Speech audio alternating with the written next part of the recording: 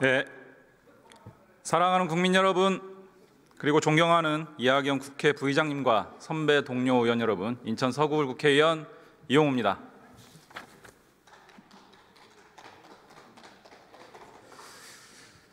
먼저 심각한 산불로 큰 피해를 입은 국민분들께 깊은 위로의 말씀을 드립니다. 그리고 책임 있는 정치인으로서 피해 회복과 재발 방지를 위해 최선의 노력을 다하겠습니다. 준비한 현안 질의 시작하겠습니다. 헌법재판소 사무처장님 나와주세요.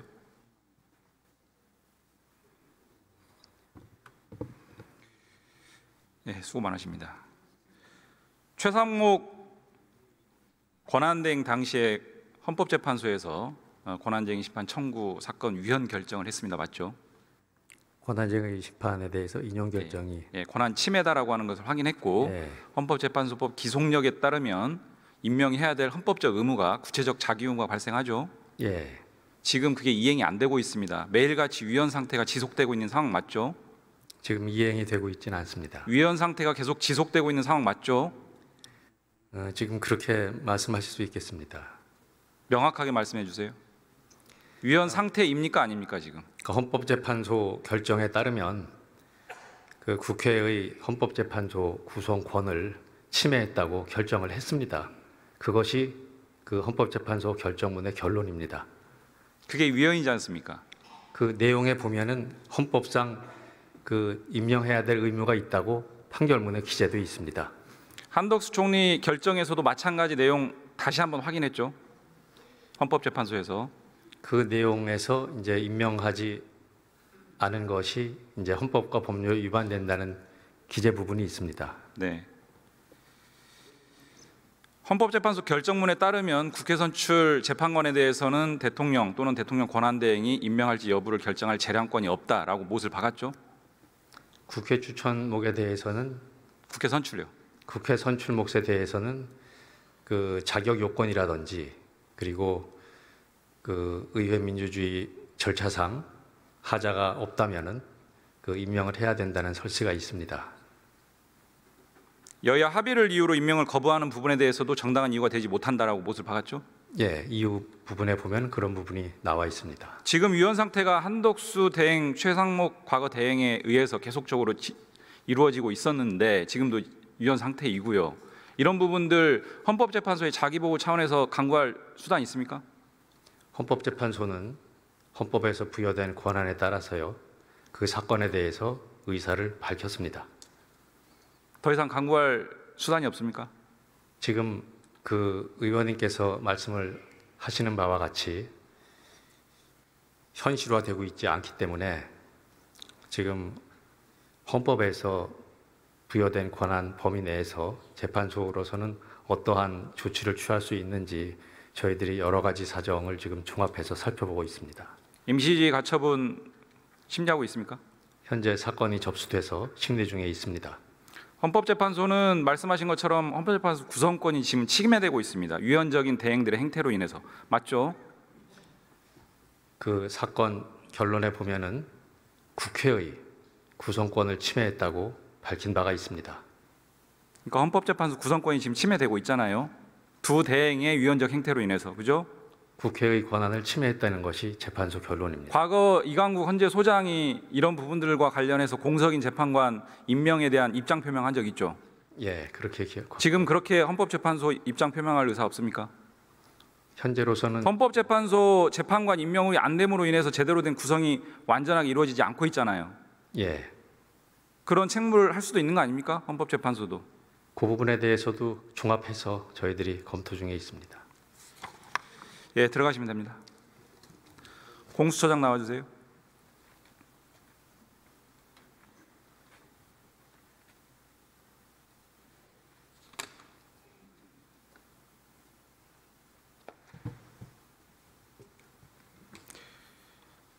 수고하십니다. 국가공무원법 56조에 따르면 모든 공무원은 법령을 준수하게 되어 있습니다. 맞죠? 네. 헌법 69조에 따르면 대통령 취임 선서문에 나는 헌법을 준수하고로 시작되는 선서문이 있습니다. 맞죠? 네. 마은혁 헌법재판관 후보자 미임명 위헌 상태 맞죠? 네, 그렇습니다. 네. 직무유기죄 범죄 구성 요건이 어떻게 됩니까?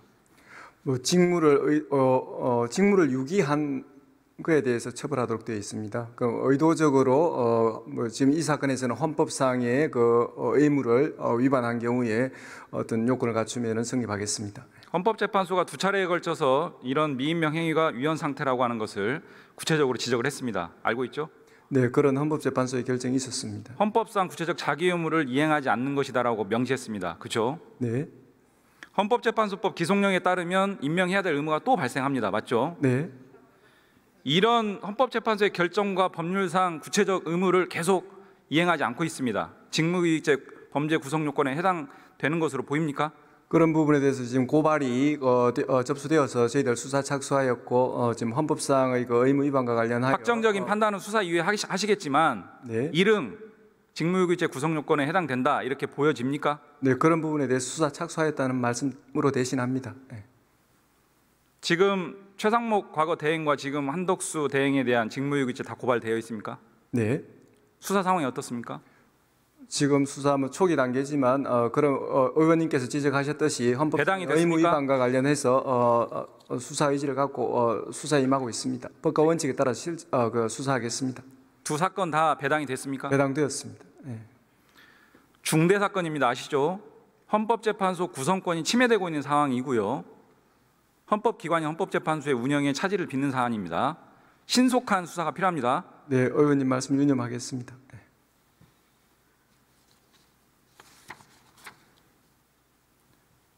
최상목 장관에 대한 경제금융비서관 당시의 혐의 관련해서 고발 접수된 거 있죠? 네, 고발되었습니다. 예. 수사 진행 중입니까? 그 부분도 배당되어서 지금 진행하고 있습니다. 네. 2018년 박근혜 미래재단 판결문을 보면 당시 청와대 경제금융비서관이었던 최상목 장관은 안종범의 지시를 받아 삼성, 현대차 등 9개 그룹의 출연금을 모집하라는 지시를 행정관들에게 내렸다. 이렇게 판결문에 판시가 되어 있습니다. 알고 있죠? 네. 특히 아직까지도 출연금을 안 낸 그룹이 있냐? 그 명단을 달라고 하면서 화를 내면서 출연금 모집을 종용했다는 사실도 판결문에 적시되어 있습니다. 알고 있죠? 네. 우리 법령 중에 공무원이 기업에게 법령상 의무 없는 출연금 납부를 하도록 독촉할 수 있는 근거 조항이 있습니까? 뭐 그런 부분 지금 그런 조항이 있습니까? 뭐 특별히 규정이 없는 것으로 알고 있습니다. 특별히가 아니라 없습니다. 네. 불법이기 때문에. 이와 관련해서 최상목 당시 비서관 말고 다른 사람이 직권남용죄로 처벌된 거 알고 계시죠? 네.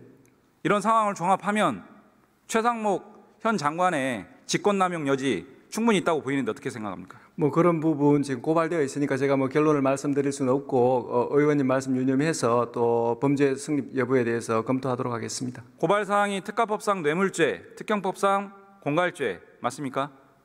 그런 부분이 문제된 걸로 알고 있습니다. 네. 소멸시효 지나지 않았습니다. 공범에 대해서 그 유죄 판결이 있을 경우에 공소시효가 정지된다는 그 법리가 이 사건에서도 적용되는 그런 사안입니다. 그래서 제가 말씀드린 직권남용죄 포함해서 신속하고 엄중하게 수사해야 됩니다. 네, 유념하겠습니다. 그렇게 하겠습니까? 유념하겠습니다. 네.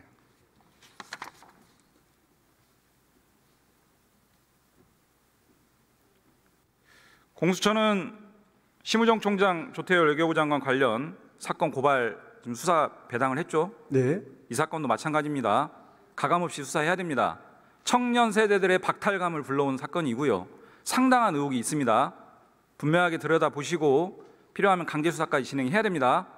저희 공수처는 그 고위공무원의 그 범죄에 대해서는 어떤 지위 고하를 막론하고 법과 원칙에 따라 철저히 수사하겠습니다. 네. 네, 들어가시죠. 법원의 행정처장님 나와주세요.